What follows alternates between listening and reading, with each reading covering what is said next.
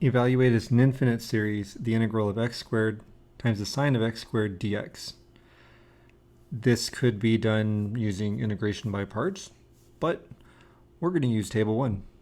Consulting table 1, we see that the sine of x is equal to the sum as n goes from 0 to infinity of negative 1 to the n times x to the 2n plus 1 over 2n plus 1 factorial with a radius that is infinity.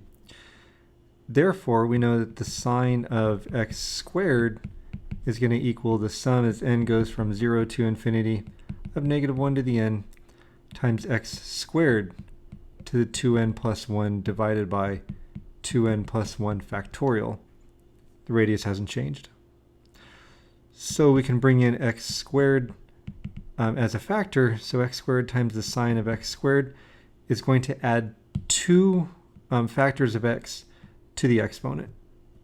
So we have the sum as n goes from 0 to infinity of negative 1 to the n, and then the exponent in the what we'd just written down, x squared to the 2n plus 1, the 2 will distribute and give me 4n plus 2, and then bringing in the x squared from the leading factor is going to increase that by 2.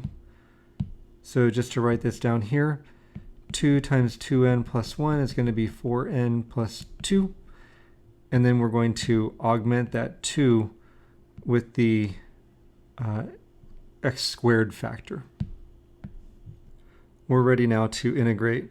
The sum as n goes from 0 to infinity of negative 1 to the n, x to the 4n plus 4 divided by 2n plus 1 factorial. I can make that n look a little bit better. Dx by using the power rule. These are polynomials after all.